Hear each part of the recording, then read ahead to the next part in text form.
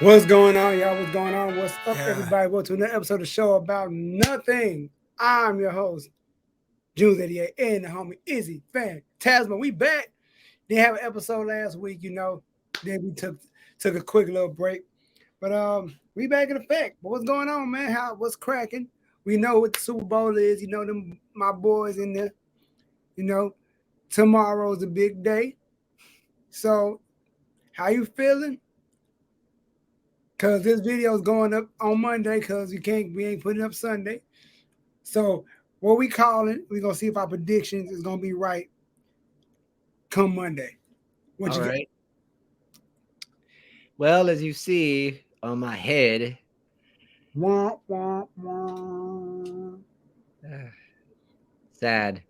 I was really hoping that we see Bengals and Eagles, but granted, I'm kind of I don't want to say it like this, but I am kind of happy that we're not playing you guys in the Super Bowl because our offensive line was not up to par. But then again, that's what happens when you have three backups and you're missing your starters. So um it was a close game. It was a close game. Sad that it didn't go our way, but it's okay. But as you see, I am rocking the last year's AFC Championship gear from my Cincinnati Bengals. And the only reason I'm wearing this is because if you look on the side, we got the Super Bowl insignia. It is Super Bowl Sunday. The Eagles taking on the Chiefs. And I've been telling a lot of people, and I don't know why, but as soon as I saw the Eagles and the Chiefs set for the Super Bowl, immediately it was just like Eagles. Like I just couldn't shake it. I was like the Eagles. That's who I've been feeling is going to win it. Granted, it's the Chiefs. You can't take anything away from Mahomes and Kelsey and that offense and everybody in it. But I don't know. I just can't shake They it. got a rookie secondary. Patrick Mahomes on one leg. We don't know if he's gonna be healthy. And And then some of the defensive linemen are sick. I heard, So but it's like, I mean, you can't count them out. You you really can can't. you can But I will say this: even though this is Jalen Hurts' first Super Bowl appearance, and this is his first Super Bowl that he's played in, there are guys on that team that have been there before, that are experienced, that have won with the 2017 team, and they know what they're about. That team, if you look on both sides of the ball offensively, the Eagles are the only team besides AJ Brown that everybody has been drafted. You know, they got everybody on that offense that is drafted. Everybody on the Chiefs side, besides 5 people, have either been free agent pickups or through trades. So this is a well-oiled machine on the offensive side of the ball, very well-oiled on the defensive side of the ball. I think this is the Eagles to lose. I really believe this is the Eagles to lose. I think they'll win. It's going to be a close game. I really believe this is going to be a close game. It could be a high scoring game. Or it could be one of those games where the Eagles just jump out ahead and the Chiefs got to play from behind, because I saw this stat as well. This is both the Eagles and the Chiefs. They have yet to trail in any game that they have played in the playoffs. and I'll say this. We was talking about in the Eagles group. I mean, I feel like Pat is gonna throw an interception in this game. Oh, yeah, it's going to happen. He's going to try to extend the play and he's going to get got. In the way Hassan Reddick has been getting at the quarterback, Fletcher Cox, bruh, Sweat, like this defensive line. This is they the one. lead, they get 7 sacks. They were getting 7 sacks a game. Like they were getting they got to Brock Purdy so many times. Hassan Reddick off the edge, he just comes in just with that club and bang, and it's over. I'm gonna say this: like a lot of people look at the offensive line for the Chiefs, right? And we could generate pressure and maybe get to him once or twice, even on one leg. What a lot of people don't understand about the Eagles, and if you follow the Eagles like my boy June over here, and real Eagles fans, that defensive line, I believe 4 or 5 of those guys had got like 10 plus sacks, if I read it correctly. Like Yeah, they generated the most amount of sacks. Like this defensive line generates pressure. yes, they do. So They they operate the same way offensively as what the Chiefs do. They know how to extend plays. They know how to get their guys in space. This is going to be I think the offensive line for the Chiefs is going to go through. They're going to go through one of the biggest tests. I know a lot of people have said that the Eagles breezed through and they had the easiest schedule. Here's my thing. Let's talk about that. Oh, I push a button? Yes, you did. When they say the easiest schedule, did they not say? I'm talking to Cowboy fans. Last year, when they had that schedule, like, oh, Cowboy had the easiest schedule. They had the easiest team. Oh no, we just good. We just them dudes. We them boys. They was talking big smack through the kitchen window. But this season, the Eagles, they ain't playing nobody. But if I stand corrected, NFC East team, we play the same teams, right? We play about the same teams, right? Yeah, and we twice. play each other. So I'm guessing y'all saying y'all ain't nobody's either because we beat y'all. We split with the Commanders, we split with the Cowboys, and we went through the Giants. Cool. So you mean to tell me every team in the NFC East and the NFC is just easy work? So if it was the same schedule, so if it was the Giants, it would be, oh, they had an easy road to the Cowboys, easy road. But when it's the Cowboys, they had a tough road to this. They had a rough road to get there. Oh my gosh, it wasn't easy. But like I said on an episode, I said Dak Prescott will be the reason they lose a big game. I said he's going to throw an interception when it counts. And he did exactly that. Can't make it through. Now, let's look at the schedule real quick for the Eagles because I just want to point something out real quick. I'm looking at it right now. Cause I got some more stats. I got some more stuff for that ass too. Okay, I know. I'm gonna let you talk your stuff in a second, but let's figure this out. Okay, so Eagles versus Lions, first game of the season, 38-35, just a margin of 3 points. Y'all handled the Vikings 24-7 at home. Y'all handled the Commanders 24-8. Y'all had a battle versus the Jaguars 29-21. Eagles versus Cardinals in Arizona 20-17. Eagles versus Cowboys 26-17. Oh, but they didn't. But they didn't have that. It was Cooper Rush. It was Cooper Rush. That don't count. They didn't. They didn't. Y'all play the Steelers. Y'all handled them 35-13. Eagles versus Texans 29-17. Commanders versus the Eagles 32-21. That was the shocking upset that nobody saw coming. And that was on us. That was, I don't know what Quez Watkins was doing in that game. He just should have stayed down. But continue. Okay. Eagles versus Colts. Y'all won by 1 point, 17-16. Eagles versus the Packers. Y'all won by 7, 40-33. Y'all handled the Titans 35-10. Y'all smacked up the Giants 48-22.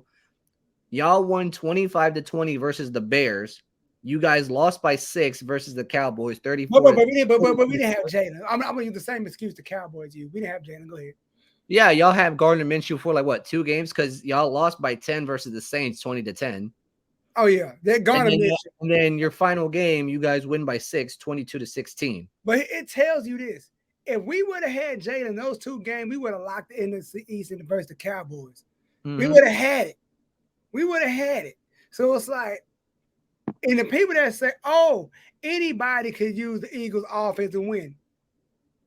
That's like saying anybody could be plugged into the 49ers offense as quarterback. Dude, look, we saw that, and Gardner Minshew barely could do it. Well, okay, let me go. Okay. I'm going to say this. You could plug in Gardner Minshew, but it's a different type of style he plays. Exactly. It's a different. See, what they tried to do with the Eagles, and I will say this, they tried to use the same style that Jalen Hurts uses in that offense with Gardner, and it didn't work. But had they implemented a more pocket presence type of play action, get the run going type of offense with Gardner, which I've seen him do when he was in Jacksonville, I guarantee y'all would have locked them 2 games up. Y'all would have had it. Yep. Gardner ain't no scrub. It's just like the system and the type of scheme that y'all was running just wasn't. It didn't work out for him. But that's neither here nor there. Well, let me drop this nugget real quick. Talk to me. Emmitt Smith, Dallas Cowboy legendary running back, said something very interesting about my Eagles. I'm gonna play the soundbite. He's a proven champion. They have a great chance of winning this week, and he is the reason why they will win. What are Cowboys fans going to say if the Eagles do this? Can't say nothing. Can't say nothing. Keep your mouth closed. Emmitt Smith said that. Emmitt Smith said Jalen Hurts will be the reason they. Emmitt Smith said the Eagles be the Jalen Hurts be the reason they win, and the Cowboys can't say nothing. Keep your mouth. This is a Cowboy legend, a Cowboy, Dallas Cowboy, who won Super Bowls with y'all, saying that. He know y'all trash. 28 years. Like, I'll say this. My aunt's a Cowboy fan, love her to death. She betting on it. She betting on the Chiefs. I don't care who you bet on. The Cowboys not in it.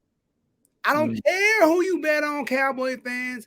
I don't win or lose. Y'all not in it.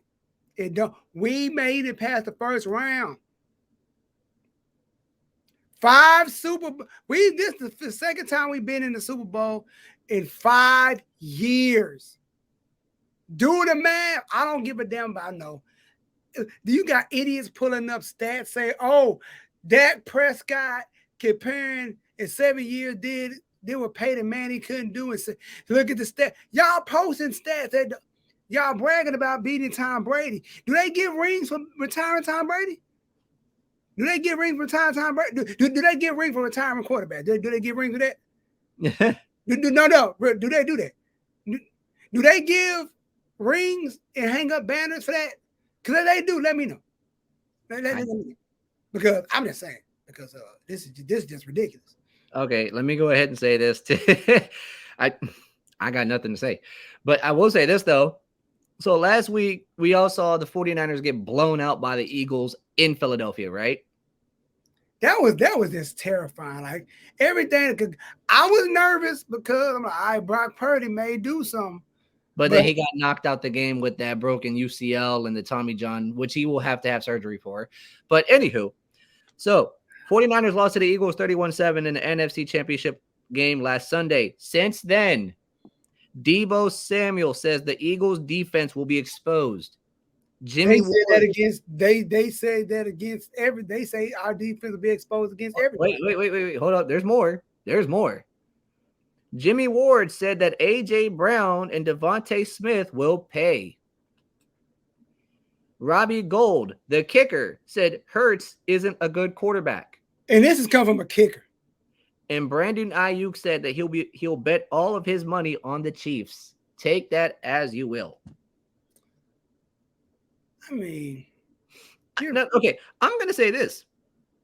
I'm a Bengals fan. We lost a very close game to the Chiefs, 23-20 in Arrowhead or Burrowhead. My bad, Burrowhead. We still own the record on y'all. Here the thing with me is this.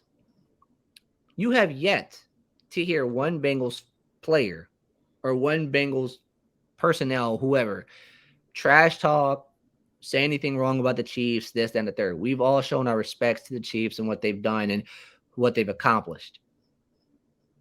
I've never seen a team be so petty and so sore in losing a game that they're going out in public in the media and pretty much bashing the team that they lost against. Now, I understand that you're not happy with how things played out. I get it. We were all expecting a game. We were all expecting a closer game, a tight, contested, hard-fought game. Right. But here's the thing. Like, there's nothing you can do about it. If wishes were fishes, we'd all be like kings of the ocean. can I make one? Let me. And when I'm talking this talk, I'm directing my energy towards the Cowboy fans. Now, the Cowboys as a team, they ain't said nothing. Now, surprisingly, Michael Parsons is pulling for the Eagles. Really? Yes. Michael Parsons went to Penn State. He's from Pennsylvania. He's from Pennsylvania. That's right.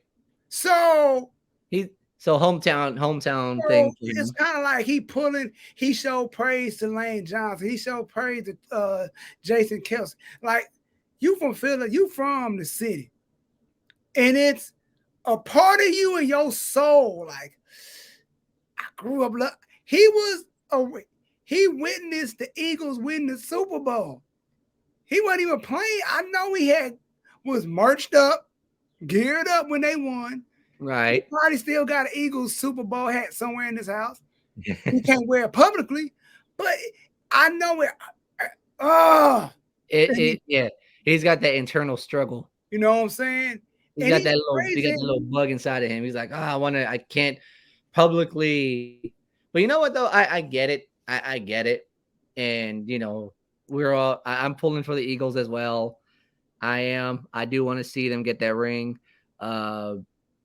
There is that clip that I showed you where Jalen Hurts is on media row first day or second day, and that reporter's like, I was one of the guys that didn't believe that we would get to that the Eagles would get to Super Bowl with you behind center. He's like, yeah, everybody else. He's like, man to man, I'm sorry. He just looks to the side. He's like, cool, and then just keeps it moving.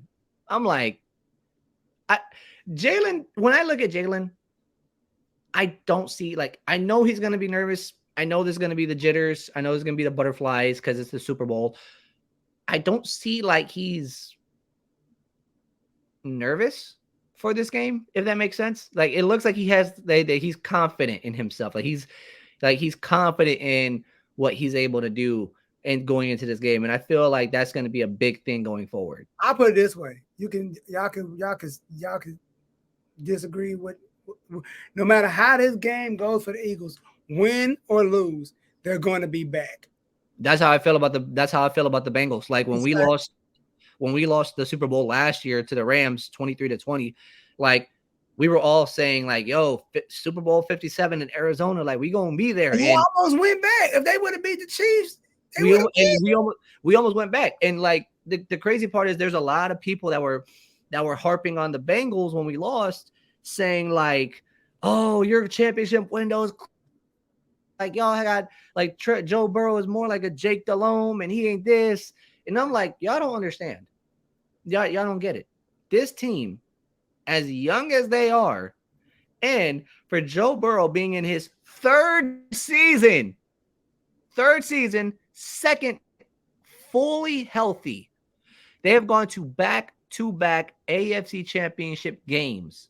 And the terrifying thing about this, our window is wide open. And the scary thing, we're going to move on. We're going to give our prediction. The thing about Jalen Hurts is so scary is he doesn't get rattled. He doesn't panic. He has, like I said, he has that confidence in him. Like I don't see him nervous. Like he's just cool, calm, and collected. He ain't even cool, calm, collected. Like he just like, all right. Yeah, pretty much. He's just like, he just has that look like, all right, cool. Don't worry about it. I got it. It's like every game, even in the games that we thought we was going to lose against, we could have lost to the Lions. We could have lost to the damn Colts. Or to the Bears. Like those games that were super close, he came back and won. Like, it's like, my thing is, any given Sunday, anybody can win this game. Exactly. But I'm pulling for my Birds. But at the same time, it's like one of them things where it's like, I don't know what Pat Mahomes' leg is looking like. You can say one thing, then I heard people, like you said, people sick, and they got a rookie secondary cornerbacks playing. Mm-hmm. So it's like, people, they're going to have a field day on. I'm not going to count on them, but at the same time, A.J. Brown, I seen what A.J. Brown did to Pittsburgh. I seen what he did to Pittsburgh. He hung 3 touchdowns on him. Like, it's just scary. Hey, we saw what he did versus his old team in Tennessee. We seen what he did, and at the same time, I'm sitting back like, yo, big plays. I'm calling it now. Pat Mahomes is gonna try to extend the play. And big play Slay ain't show up in the last few games. I think big play Slay is He gonna gonna show up big time on this one. he gonna show up. He gonna show up. He Hey, gonna look, get one. Boston Scott gonna. I think Boston Scott is gonna get a tutty on his name. Jalen might get 2 tutties It's gonna through be the air. and I think I Devontae Smith might get one. AJ might get one. Defense, like they're gonna make some plays. Let's just go ahead and call it as it is right now. What are you thinking? What do you think the score is gonna look like? it's gonna be high. It's gonna be. I say it's gonna be. I want to say it's gonna be 30 something, maybe 40. I'm not. It ain't gonna go 50. Somebody. It's gonna end with. I can't call it. Can't. Like I said, long as it ain't no TCU game, because people are like, yo, wait, which TCU game we talking about? The one versus the team up north or the one versus Georgia? Georgia. Ooh. People like somebody gonna get exposed. Like, I think everybody calm, everybody's cool. Like Jalen Hurts is like, yo, I'm cool, y'all be cool. I'm not gonna panic, y'all don't panic. We got this.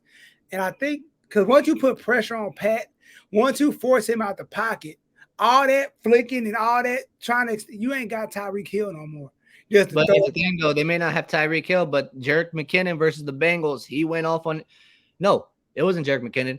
Marquez Valdez-Scantling, he had a day. 8 receptions, 116 yards, and a tutty. Like, but he gotta get a chance to get to him. If he extended the play, if Hassan Reddick gets off the edge like he did against Brock Purdy, if he got him early, and it was like he got him early. So it's like Brandon Graham, Fletcher Cox, Jordan, dude, I'm gonna say this Josh Sweat, Big Sweaty, you want that? Okay. You want that coming towards you? So EA Sports Madden NFL 23, they did their Super Bowl prediction, and they said the Eagles would win 31-17 over the Chiefs. I'm relative to believe that I'm gonna stick with that. I'm gonna stick with that prediction. I think the Eagles will beat the Chiefs. I'm gonna say 35-21. The Eagles might hang 40. I'll give you that. I'll go with that. I like that. Eagles might hang 40. That's what I'm gonna say. Eagles are gonna win. There's gonna be high scoring, but I don't expect a blowout, but you never know. With these two teams and how they've been playing, you never know. But I'm expecting it to be a good one. Right? So switching gears, man, what we got? Talk to them. Where we at now? We left off talking about going into Valentine's Day, the whole dating situation. Valentine's weekend. Woo. So we were talking about the whole dating situation in the 30s and whatnot. And you said something that was like very, very very interesting. You talk about microwave dating. Everybody wants it quick. Everybody wants that. Can you elaborate on that, my boy? Oh man, the microwave, the microwave generation. I've heard that so many times. I've heard that that saying so much, and looking at how things are today in today's world, everybody wants that quick. They want that immediate satisfaction. They want that immediate, thing. And it's like no one's willing to take time and court people and really date and get to know people. And I feel like that's just been a lost it's been a lost art per se when it comes to romance in general, when it comes to like relationships. And for me, when I look at dating in our 30s, I had this talk with somebody with a lady at my church, someone that I've known for a while now. I was talking to her last week while I was in the sound booth, and we were discussing, like, it was either last week or the week prior, and we were talking about like just relationships and how everybody that I'm surrounded by and how I'm connected with in my life group, in my focus group, they're all either married or engaged, and I'm the only single guy there. Right. And I told her, like, the one thing that I could say about everybody is that I'm very much in awe, and I'm like, I respect every single one of them when it comes to seeing them in their, where they're at relationship wise and where they're at, because they're doing it the right way. And I want to do that. I strive to, like, reach that level that they're at. And she told me that she was in the same boat that I was in, because she got married literally. I'm 32. She got married at 33. And like, it took her a while to get to that point. And she just related it to me and just told me that she was in the same boat that I was in, and that it took time for that to flourish and to really know that this was that the guy that she was with was the one. And um like I said, in today's world, everybody wants to find who that one is. And um I heard this today, that a lot of people are asking the question when they go on that first date. They're wondering, is this person the one for me? And that's a lot of pressure to put on somebody. You know what? Too, I want to piggyback on Go that ahead. because uh I've done I've talked about it on the last episode. Excuse me. About the whole dating gaps and everything. I'm not too keen on them. I tried them.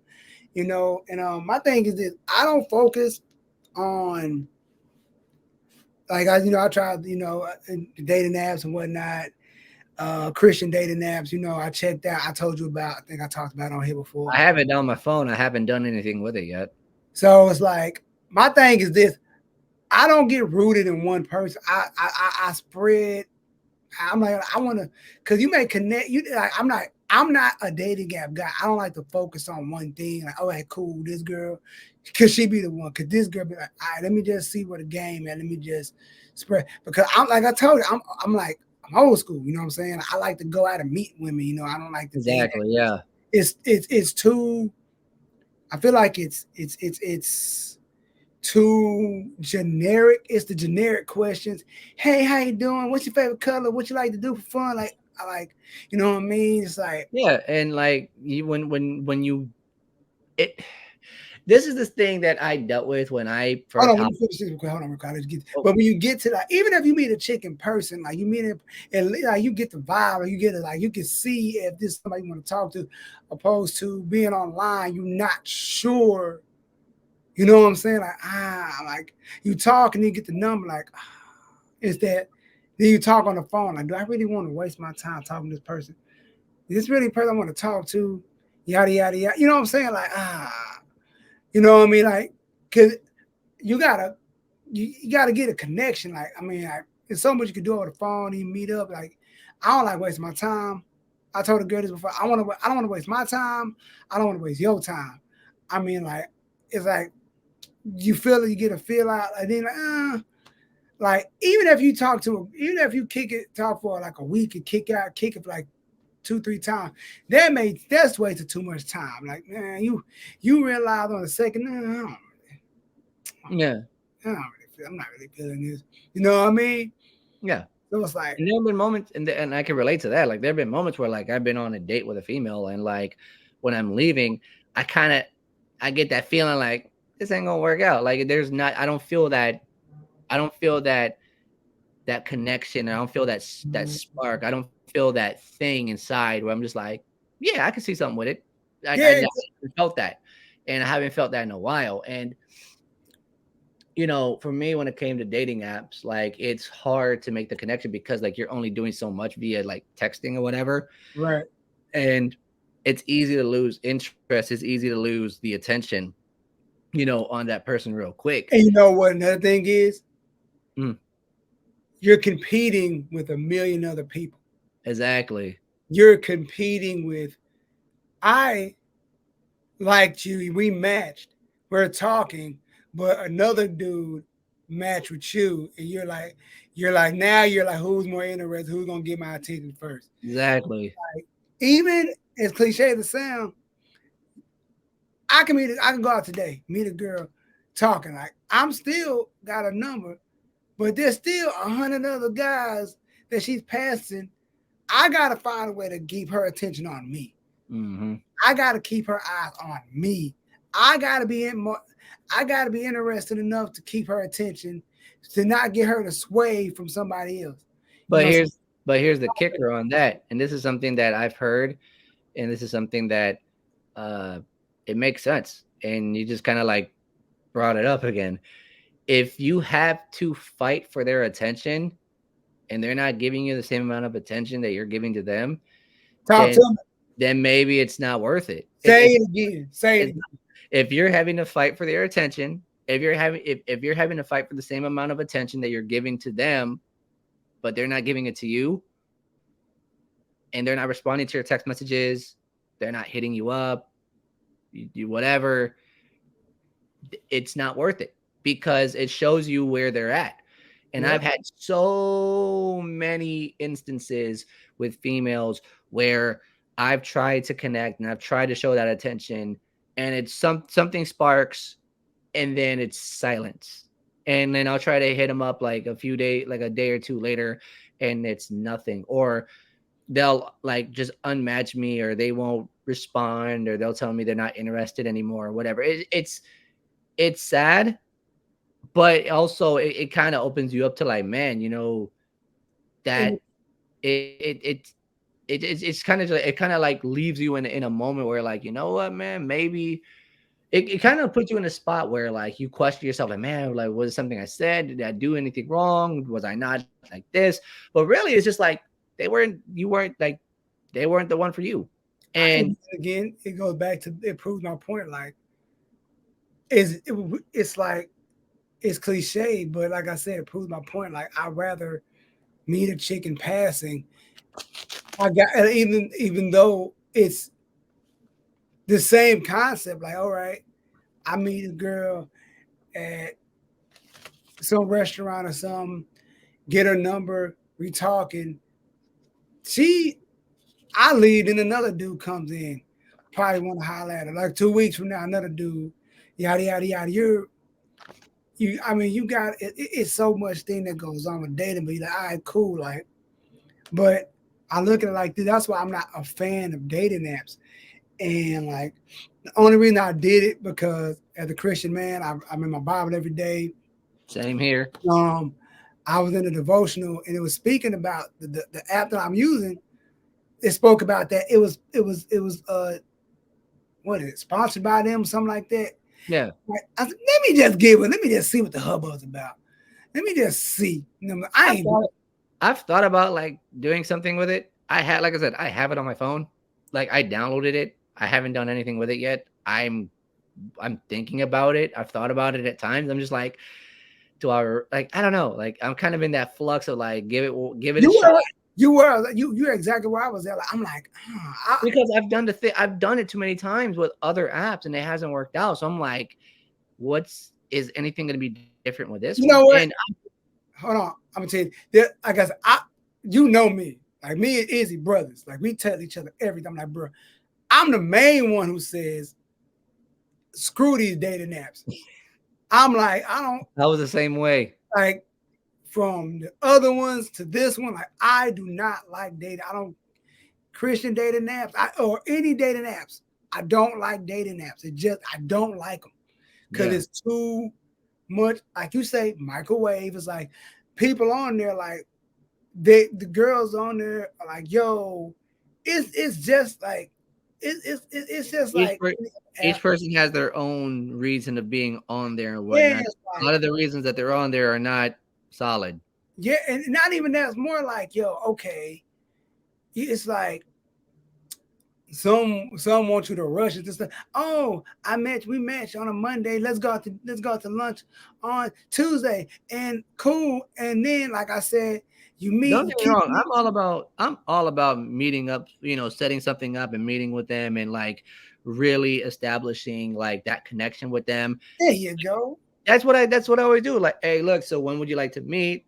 Whenever I would, like, let's meet out. Let's go and get coffee, or let's get lunch here, and let's just connect and just build from there, talk and just get to know each other and go from there. And you know, there were people that did that. There were others that like we planned it, never came to fruition because they lost interest or just we lost connection and yada yada yada. It happens. Yeah. But you know, it's here or there. But like I said, I'm old. Like I said, I'm old school with it. Like I said, and like me and my bro, we talk all the time every day. Like he tells me like, I met a chick at such and such, man. All right, cool. Let me know how it go. And if it don't go, if it go the way like he said, all right, just keep it pushing. And I'm not. Like I said, like I just did the dating app thing. I was bored. I didn't have nothing else to do. Let me just see. Like I said, let me see That's what husband. happened to me. But pandemic was like one of the main factors. Like, it was boredom. Like it was just straight boredom. Like I don't expect nothing out of it. I expect, cause like I do music, y'all know. I expect to meet a chick out at a show or something, like somewhere like that's there she. I don't expect to meet the woman of my life on an app, and I gotta explain that up to my family. Like, where'd y'all meet? I was on a date that one night. I was swiping, and we matched, and it was. I'd rather be like, yo, I was doing this turned up show downtown Dallas. It was a great show. Everybody was high fiving. It was a lit show, and she came up to me and said she liked the music. She was really feeling. She bought 3 T-shirts. She took a picture, and yada yada yada, and we exchanged. And it was love at first sight. We've been together. That's a show. That's a good time right there. That's one. Hey, look, that's one hell of a story. That's the story that I would expect hearing from you one day when it comes down to it. Like when you like finally, get, lock something up, you're going to be like, bro, you won't believe how I met her. I'm like, what's popping? You're going to be like, man, but I was at the show and this happened and that happened and she came up and next thing you know, we got a puppy. I'm telling you, that's how I see it in my mind. Like, yo, cold show, everything's going good, great show. After the show, she like, I want to buy a T-shirt, take a picture. Hey, let's hang out this weekend. Let's get some. All right, cool. And next thing you know, vibe is just, oh, this girl is cool. Like, hey, I'm telling you, that's how I see it. Because everybody, even one of my best friends, my boy Galaxy, he told me like, yo, man, I see you meeting your girl at a show somewhere. I just see it going like that. Like, I think so too. Like, I don't know why, but like that's the way you kind of detailed it out. I'm like, that's exactly how it's gonna happen. That's how I think it's gonna happen. That's how I hope it happens. Man, like this guy, he out more than me. My boy be everywhere and all traveling, going through the city. You know what I mean? Like, I met this one chick at this little bistro down the block, man. I was eating breakfast and she was a waitress. She said she liked my hat. Then she said, oh, I like wrestling too. Then it was love at first sight. He put me in the Cobra clutch and it was love at first. I didn't tap out. I passed out. I passed out. I ain't no chick. Nah, the way I want to see it is me. The way I want to see it is that I go to Florida for Full Sail to do because I've been talking to my homie. Let's talk about that Full Sail. Let's talk about that, man. Okay, real quick, and then we got to talk about that Michael Finley jersey in the back because I got something for you about that. All right, talk to me. So the way I want to see it, like Full Sail University, they got the sports broadcasting school from Dan Patrick, and it's been popping up on my feed for a while now, and I really feel like this is something that is bound to happen. So the way that I would love to see it is I go over there and meet that special woman the way is down that way. But the way it's gonna work out is I'm gonna go out there and do the school thing. And one thing about Full Sail is that they've been connected with WWE. You got the Performance Center right there around that area. Right. And there's been a couple of female wrestlers that I've had my eye on. One day, me and one of the people I got my eye on, we just happened to bump into each other at the gym. Yeah, give me that look. We ain't gonna say no names. We bump into each other at the gym. I see her working out, see her in the ring, and be like, oh, I did a little wrestling too. And then bam, Cobra clutch. The next thing you know, it was love at first sight. Let me tell you, if you bag a wrestling That is a chick female. That'll be the conversation of a life. so, I how can't. did, so how did you two meet? Well, I went to the gym and they had a wrestling ring and I saw her there and I was like, let me say what's up. They invited me in the ring and I got thrown in the Cobra Clutch and it was love at first sight. Man, I can see it going even 10 times worse. You have a debate show like Undisputed. Y'all Uh, and she whooping your behind, tell you why Texas is better than Oklahoma. Like, yes, sister-in-law. Yes, get it. Bust them up. okay. But speaking of Texas, Mavs info. I know what you're going. I know where we're going. Mavs info. Mavs info. Let's talk about it. Kyrie Irving I ain't see that coming at all. requested a trade from the Brooklyn Nets on a Friday, and on a Sunday, he gets traded to the Dallas Mavericks along with Markieff Morris. Him and Luka Doncic are teammates, and then like a little bit later on, Kevin Durant goes to the Phoenix Suns. I say this. Let's start with the Mavericks first because we got to. Mavs info. Mavs info. I just feel now the Mavericks they got to the dance. They got to the Western Conference Finals, but Golden State happened. But now I think we got a fair shot at going to the big dance and bringing another championship to Dallas. But now the KD is with Phoenix. I mean, like the West is packed. Let's go ahead and say it as it is. The West is stacked. Yes. So let me go ahead and put this out there real quick. So Kyrie Irving in his first 2 games as a Dallas Maverick without Luka Doncic by mind you. Without Luka. Kyrie's first 2 games. His first game as a Maverick versus the Clippers. 24 points, 4 rebounds, 5 assists, 1 steal, 1 block, and a 110-104 victory. And then in his second game, which I believe was versus the Kings. Where is it at? Here it is. 122-114. Kyrie's stat line: 25 points, 3 rebounds, 10 assists. So he has a double-double on his name, and 1 steal. I'm gonna say this. It's gonna be. I feel like once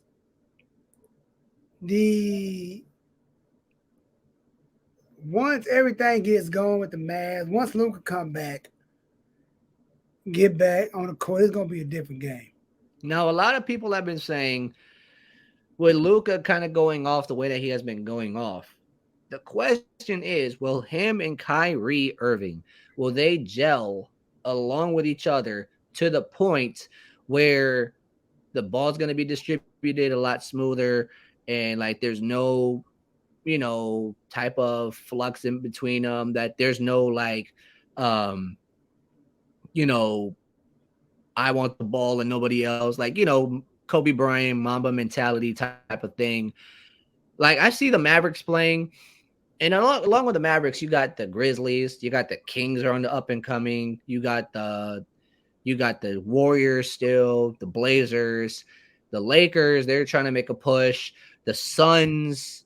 Like the West is a stacked conference as a whole. And if you think that any team out there is going to have an easy run, you need to take a second look. You just take a second guess at it, because like I don't see any team out there having an easy run all the way to a title. I don't see it. I see it's going to be very contested. It's going to be very close. It's going to be a dog fight. But if I was to put my money on any team as of right now, I'm looking at it's gonna come down between Dallas and Phoenix. I think one of those 2 teams could really make it out, and it's gonna be interesting to see who really makes it. You know what's so cold about this thing is, I've been watching Chris Paul play basketball since I was in high school.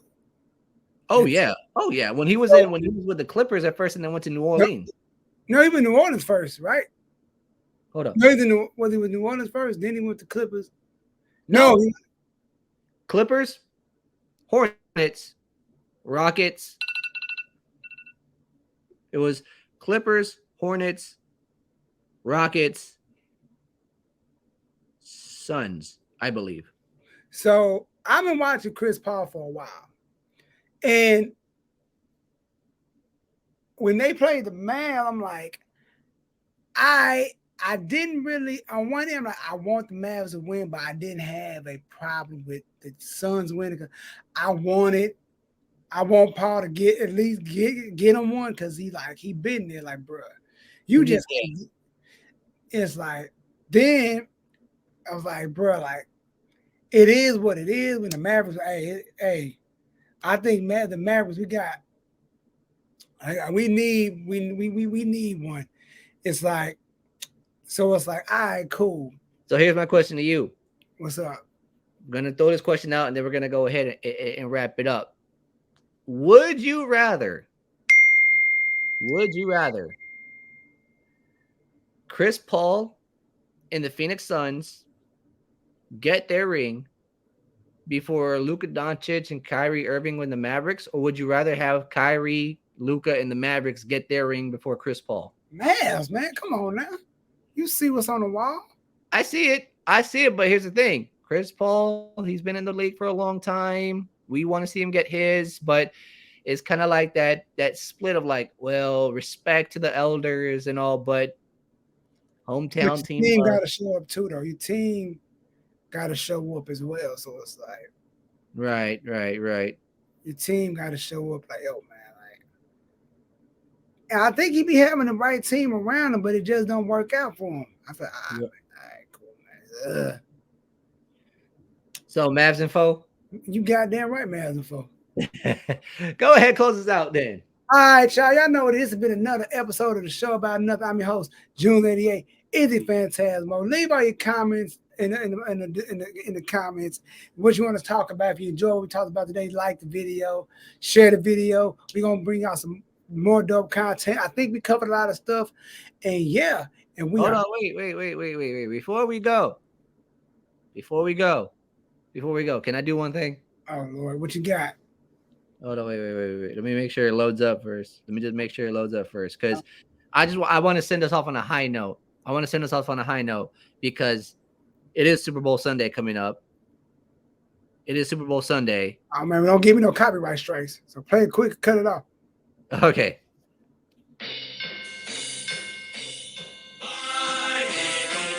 Oh, we cutting it off. We cutting it. We'll see y'all later, y'all. Peace.